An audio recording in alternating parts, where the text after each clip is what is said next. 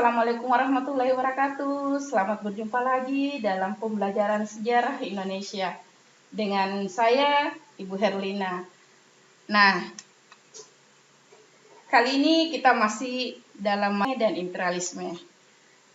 Anak-anakku, hari ini kita akan masuk pada pemburuan mutiara dari timur dan perebutan hegemoni. Nah, untuk pelajaran ini akan dibawakan dua guru nantinya. Selain Ibu Herlina, juga ada Pak Idris. Nah, kita lanjut saja. Akan mencari tahu tentang apa sih yang melatar belakangi kedatangan bangsa-bangsa Eropa ke Nusantara. Khususnya Portugis, Spanyol, Belanda, dan Inggris. Nah, pertama yang melatar belakangi adalah jatuhnya Konstantinopel pada tahun 1453. Konstantinopel merupakan pusat perdagangan terbesar internasional di abad ke-15. Konstantinopel saat ini lebih dikenal dengan Istanbul. Jadi di abad 15 itu para pedagang-pedagang dari berbagai bangsa di Eropa, Portugis, Spanyol, dan Belanda itu mengambil barang-barang mentah, membeli barang-barang mentah yang ada di pasar Konstantinopel. Akan tetapi setelah Konstantinopel ditutup dan diambil alih oleh Turki Utsmani di tahun 1453, pedagang-pedagang dari Portugis dan Spanyol itu ditutup, dibatasi, ditutup, tidak boleh membeli barang di Konstantinopel, hingga akhirnya memaksa para pedagang-pedagang Eropa, pedagang khususnya Portugis dan Spanyol untuk berpikir keras mencari daerah-daerah jajahan baru. Nah, yang kedua adalah perkembangan teknologi. Ini tentunya tidak terlepas dengan adanya kapal yang mereka buat untuk mampu mengarungi lautan yang begitu ganas. Jadi dengan perkembangan teknologi ini sangat membantu para pelayaran kala itu untuk menjelajahi, mencari daratan-daratan atau daerah jajahan baru. Nah, kemudian penemuan kompas ini juga sangat erat kaitannya dengan perkembangan teknologi. Dengan adanya kompas, para pelayaran kala itu mereka tidak akan takut lagi untuk melakukan perjalanan. Kenapa? Karena mereka sudah mempunyai pegangan petunjuk arah untuk mengetahui barat, timur, utara, dan selatan. Yang tentunya mereka berkeinginan untuk mencari daerah timur yang jauh. Ya, mencari daerah timur yang jauh. Sehingga dengan adanya penunjuk arah seperti kompas, itu sangat menguatkan semangat mereka untuk melakukan pelayaran. Nah, selanjutnya catatan Marco Polo. Nah, melalui catatan Marco Polo juga semakin menguatkan semangat-semangat para penjelajah kala itu untuk mencari daerah baru, karena dalam catatan Marco Polo meyakinkan mereka bahwa di bagian timur belahan dunia itu di sebelah sana ternyata ada daratan yang begitu hijau. Sehingga ini membuat meyakinkan keinginan mereka untuk terus mencari daerah-daerah jajahan itu. Nah, selanjutnya semangat Requesta. Semangat Requesta ini adalah semangat keinginan bangsa-bangsa Portugis dan Spanyol kala itu untuk menyebarkan agama Nasrani. Nah, selanjutnya anak-anakku, kita akan mencari tahu apa sih yang menjadi tujuan kedatangan bangsa-bangsa Eropa. Nah, yang pertama adalah tujuan mereka terkait dengan gold. Gold itu apa? Gold berarti emas, ya. Emas sangat identik dengan kekayaan dan keuntungan, di mana mereka ingin berburu kekayaan dan keuntungan dengan mencari dan mengumpulkan emas atau perak dan bahan tambang dan bahan-bahan lainnya yang sangat berharga. Tentunya untuk mereka juga pasarkan di pasar Lisabon. Jadi setelah Konstantinopel ditutup, pedagang-pedagang dari Portugis dan Spanyol termasuk Belanda, Inggris, dan yang lainnya itu mereka berpusat pada Lisabon. Jadi tujuan mereka tidak terlepas dari goal atau mencari kekayaan atau keuntungan. Yang kedua, tujuan mereka adalah glory. Apa sih glory itu? Ya, oh ternyata glory adalah berburu kejayaan. Mereka berburu superioritas, kekuasaan, ya, di mana mereka berburu kejayaan, superioritas dan kekuasaan. Dalam kaitan ini mereka saling bersaing dan ingin berkuasa di dunia yang baru ditemukan nantinya. Jadi mereka mencari jalan untuk mencari daerah jajahan baru, ya. Terus yang ketiga yaitu gospel. Gospel ini erat kaitannya tadi dengan semangat requesta. Jadi gospel ini adalah menyebarkan agama, yaitu menjalankan tugas suci dan menyebarkan agama yang pada mulanya orang-orang Portugis dan Spanyol itu ingin mencari dan bertemu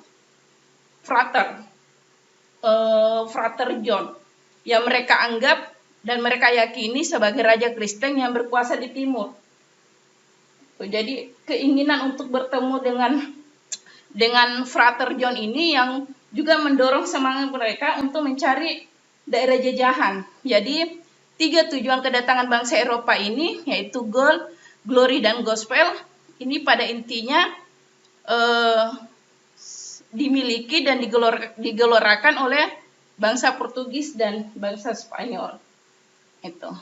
Nah, kemudian anak-anakku kita akan masuk pada bangsa-bangsa Eropa apa saja sih yang datang atau yang melakukan petualangan, pelayaran dan penjelajahan samudra ke Pulau Nusantara. Jadi yang pertama sebenarnya itu Spanyol, ya. Tapi tidak apa-apa, kita mengikuti yang ada di buku cetak, yang ada di buku cetak seperti yang anak-anakku pegang saat ini. Nah, di buku itu kan yang pertama adalah Portugis, walaupun pada intinya yang duluan melakukan perjalanan pelayaran itu adalah Spanyol. Tapi kita mengikuti buku, jadi kita masuk ke Portugis. Nah, Portugis. Jadi negara Portugis ini adalah negara yang pertama melakukan, bukan juga pertama ya, yang sudah melakukan perjalanan di tahun 1497. Ya, jadi mereka berangkat di tahun 1497 dari pelabuhan Lisabon. Ya, ini adalah rute Vasco da Gama. Namun sebelum Vasco da Gama sebenarnya sudah ada orang Portugis yang melakukan pelayaran pertama, ya, yaitu Bartolomeu Dias. Nah, akan tetapi Bartolomeu Dias ini tidak berhasil menemukan Nusantara kala itu. Bartolomeu Dias itu hanya sampai pada Tanjung Harapan melalui pantai barat Afrika. Bartolomeu Dias itu hanya tiba di Tanjung Harapan. Kenapa diberi nama Tanjung Harapan? Karena pada saat itu Bartolomeu Dias mempunyai harapan yang besar bahwa suatu saat nanti bumi bagian timur itu dikuasai oleh Portugis. Makanya Bartolomeu Dias kala itu memberi nama Tanjung dia temukan sebagai Tanjung Harapan. Kemudian perjalanannya dilanjut oleh Vasco da Gama yang tadinya start dari Lisabon. Ya, kemudian sehingga di Tanjung Harapan juga dan kembali berlayar menyusuri. Jadi alur yang dijalani oleh Bartolomeu Dias tadi ini juga dilewati oleh Vasco da Gama. Ya, akan tetapi Vasco da Gama melewati Tanjung Harapan itu dan kembali berlayar menyusuri pantai timur Afrika di tahun 1498. Rombongan Vasco da Gama berhasil mendarat di Calicut, India. Lama Vasco da Gama tinggal di India kala itu. Karena Vasco da Gama berpikir ini adalah yang mereka cari. Namun ternyata mereka mendengar bahwa India ternyata bukan yang dituju, ya. Setelah beberapa tahun kemudian orang-orang Portugis baru sadar bahwa India yang diperkirakan sebagai daerah penghasil rempah-rempah ternyata itu salah. Orang-orang Portugis juga mengetahui bahwa ada tempat lain yang menjadi pusat perdagangan rempah-rempah di Asia. Yaitu Malaka. Oleh karena itu ekspedisi selanjutnya dilakukan oleh ini Alfonso, agak lambat ya. Nah, ini ekspedisi selanjutnya dilanjutkan oleh Alfonso de Albuquerque. Sulit namanya. Nah, ini setelah bangsa Eropa, bangsa Portugis, orang-orang Portugis sadar bahwa India yang diperkirakan sebagai daerah penghasil rempah-rempah itu ternyata salah. Orang-orang Portugis juga mengetahui bahwa pusat perdagangan rempah-rempah itu ada di Malaka, di Asia. Ya, oleh karena itu ekspedisi dilanjutkan di bawah pimpinan Alfonso de Albuquerque. Setelah sampai di perairan Selat Malaka, Alfonso dengan armadanya ingin menguasai Selat Malaka. Hal ini menandai jatuhnya kerajaan Malaka. Jadi orang Portugis yang pertama kali tiba di Nusantara ya ini si Alfonso de Albuquerque ini yang tiba di Selat Malaka dan berhasil menjatuhkan kerajaan Malaka kala itu. Ibu kembali dulu ya di Vasco da Gama tadi. Nah, Vasco da Gama ya, Vasco sebelum tadi Alfonso ini dalam perjalanan Vasco da Gama hingga tiba di Kalkut, India, setiap daratan-daratan yang dilewati oleh Vasco da Gama itu ditanami patok atau batu ya, batu yang dijadikan patok sebagai penanda bahwa itu adalah jalur orang-orang Portugis, jalur Vasco da Gama yang disinggahi. Jadi patok ini atau batu ini diberi nama Padrao yang bergambar sebagai bola dunia. Ya, yang ingin dari gambar itu sangat jelas terlihat bahwa Vasco da Gama mempunyai keinginan besar untuk mampu mengelilingi bumi kala itu. Nah, kita kembali kepada Alfonso. Ini Alfonso sudah berhasil menguasai dan menjatuhkan kerajaan Malaka. Adapun alur yang dilalui oleh Alfonso dalam perjalanannya yaitu melalui pantai timur Afrika, lalu masuk ke India, Calicut tadi yang ditempati oleh Vasco da Gama, ya, kemudian Malaya dan masuk ke Malaka di tahun 1511. Malaka itu sudah sangat dekat dengan Nusantara itu, dan berhasil menguasai Maluku. Jadi Alfonso ini sudah mempunyai perjalanan yang sangat panjang itu di tahun 1511 sampai 1526 dan berhasil menguasai pelabuhan sehingga mampu melakukan kerjasama dengan Kesultanan Tidore, yaitu Tidore kala itu sudah menjadi penghasil rempah-rempah yang sudah luar biasa. Hingga 1526. Jadi Portugis kala itu sudah mampu mendapatkan rempah-rempah seperti cengkeh, pala, dan lada. Nah, anak-anakku boleh melihat gambar peta yang juga ada di buku paketnya. Ya, ini ada gambar, ada keterangannya, ada yang strap-strap merah, itu tandanya garis jalur Belanda, terus yang agak biru itu Spanyol, terus ada Inggris dan Portugis. Jadi biar lebih memudahkan untuk mempelajari bahwa keempat negara ini mempunyai perjalanan ada yang berbeda ya, terutama Spanyol dengan Portugis. Nah, selanjutnya kita masuk kepada Spanyol. Christopher Columbus. Di sini sangat jelas pada Spanyol merupakan tahun yang memiliki arti penting, ya, karena hal ini disebabkan benteng Granada sebagai benteng pertahanan terakhir dikuasai Islam di Spanyol dapat dikuasai oleh tentara Spanyol. Kemudian pada tahun itu juga Ratu Isabella menghadiahkan kapal yang diberi nama Santa Maria kepada Columbus. Jadi Columbus mendapat hadiah dari Ratu Isabel yang diberi nama sebagai Santa Maria.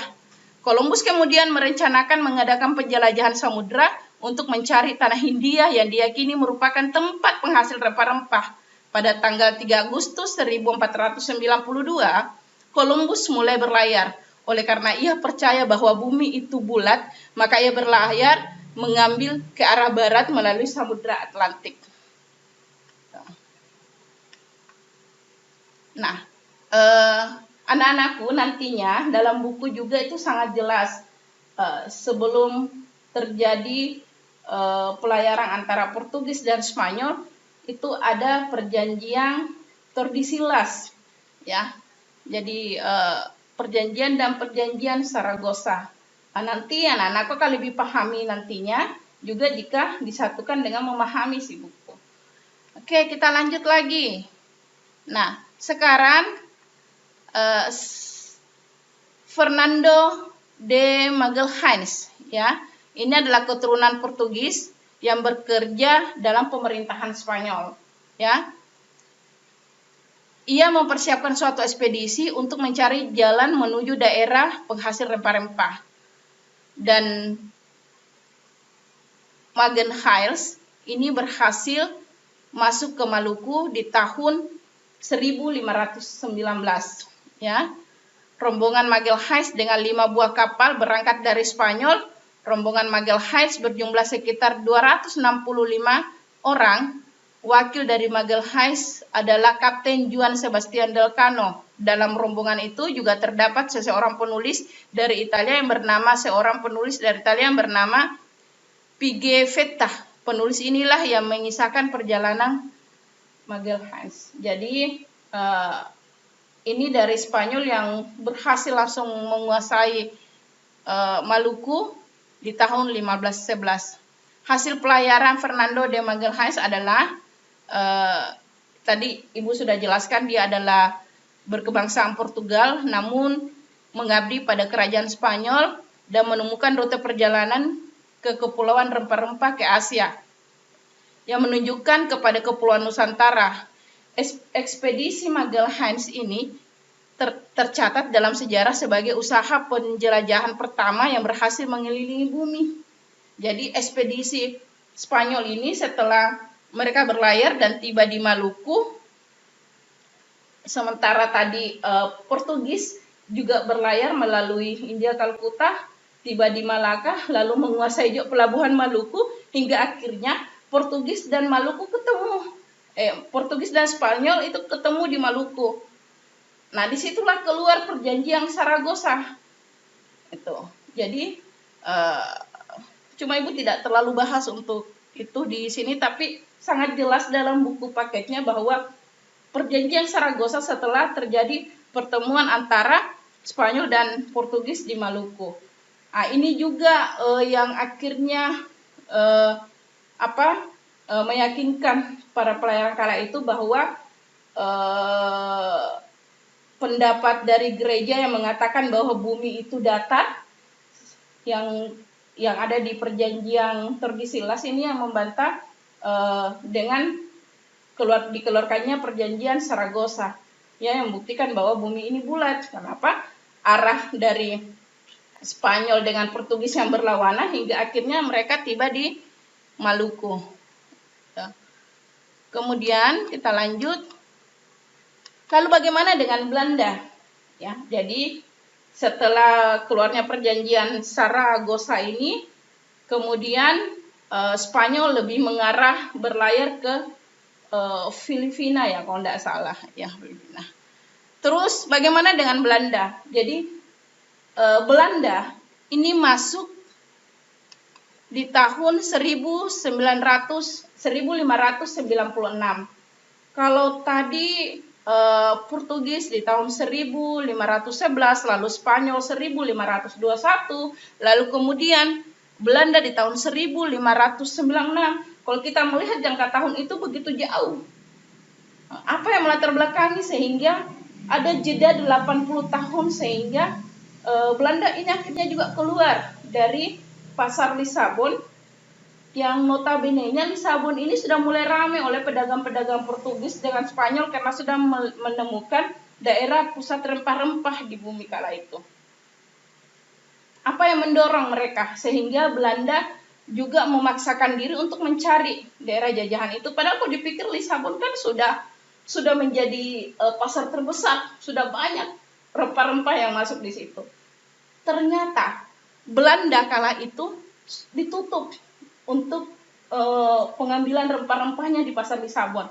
Kenapa? Karena Spanyol juga berhasil bekerja sama ya, berhasil merangkul Portugis. Jadi ini ada kaitannya juga dengan perbedaan aliran agama Nasrani itu sendiri antara Katolik dengan Protestan, karena Spanyol dan Portugis ini menganut agama Kristen Katolik, sementara Belanda itu menganut pada Kristen Protestan, sehingga Lisabon juga ditutup untuk Belanda. Jadi sama tadi, kalau Portugis dan Spanyol ditutup di di Konstantinopel, kini giliran Spanyol menutup pasar Lisabon itu untuk Belanda, sehingga memaksa Belanda untuk mencari daerah jajahan juga. Kenapa? Karena mau tidak mau di Belanda kala itu sudah menjadi negara yang besar, negara industri, dan mereka butuh bahan mentah untuk industri mereka. Yang kedua, memang sudah terjadi perang 80 tahun antara Spanyol dengan Belanda, sehingga dalam perjalanannya ya Belanda yang harus memaksakan diri ya, harus keluar dari belenggu Spanyol dan harus mencari daerah jajahan baru. Jadi Belanda kala itu keluar dari Spanyol dan mencari daerah jajahan, sehingga di tahun 1596 Cornelis de Houtman juga melakukan perjalanan mencari daerah jajahan. Pertanyaannya kemudian, kalau kita melihat rute perjalanan Cornelis de Houtman ini sebenarnya tidak jauh beda dengan rute yang dijalankan oleh Portugis. Ya, ternyata Belanda ini menemukan peta perjalanan dari orang Portugis ya, dari orang Belanda yang pernah kerja di kapal Portugis. Itu. Siapa lagi ya namanya? Saya lupa. Oke, kita lanjut. Jadi pada tahun 1596 Cornelis de Houtman dengan 4 buah kapal yang memuat 249 orang awak beserta 64 meriam memimpin pelayaran mencari daerah asal rempah-rempah ke arah timur, mengambil jalur seperti yang ditempuh oleh Portugis. Nah, pada tahun 1596 Cornelis de Houtman bersama rombongan sampai di Indonesia, di Nusantara kala itu, dan mendarat di Banten. Mereka ditolak oleh rakyat karena sifatnya yang kasar, sehingga hanya membawa sedikit rempah-rempah. Jadi Cornelis de Houtman ini alurnya betul mengikuti jalur Portugis, tapi tidak tiba di Maluku, malah mengarah kepada membelok kepada Afrika, India, masuk pada wilayah Jawa ya, jadi tidak belok ke Maluku, tapi malah belok kepada daerah Jawa dan tiba di Banten. Karena Belanda kala itu sudah mengetahui bahwa Maluku ini sudah dikuasai oleh Portugis. Jadi Belanda berpikir untuk mencari daerah lain yang ada di Nusantara kala itu. Oke, kita lanjut. Oh iya, ini Inggris, perjalanan Inggris ke Indonesia. Jadi kedatangan bangsa Inggris ke Indonesia dirintis oleh Francis Drake dan Thomas Cavendish ya, dengan mengikuti jalur yang dilalui oleh Magellan. Pada tahun 1591 Francis Drake berlayar ke Indonesia. Armadanya berhasil membawa rempah-rempah dari Ternate dan kembali ke Inggris lewat Samudra Hindia. Perjalanan berikutnya dilakukan pada tahun 1586 oleh Thomas Cavendish melewati jalur yang sama. Jadi itu tadi yang saya katakan bahwa setelah Portugis dan Spanyol yang betul-betul mencari jalur dengan sendirinya, di belakang ini negara-negara Eropa lainnya termasuk Belanda, Inggris, dan beberapa negara-negara lainnya itu mencari jalur yang sama dilalui oleh Portugis. Karena itu tadi ternyata ada berkebangsaan karyawan dari kapal Portugis yang dulu ikut dalam pelayaran Portugis itu mempunyai catatan penting dalam perjalanan itu dan menjual ke beberapa negara-negara yang membutuhkan. Untuk memperkuat daya saing para pedagang Inggris, perdagangannya di dunia timur. Ini kemudian dibentuk kongsi dagang yang diberi nama East India Company atau EIC ya pada tahun 1600. Kemudian Inggris membentuk beberapa kantor dagang di Indonesia. Pada tahun 1604 di beberapa daerah seperti Ambon, Makassar, Jepara, dan Jayakarta. Nah, itu tadi beberapa negara, sebenarnya ada juga seperti Denmark dan beberapa negara lain, tapi mereka tidak mempunyai hal yang catatan yang ini, sehingga kita lebih fokus kepada 4 negara ini.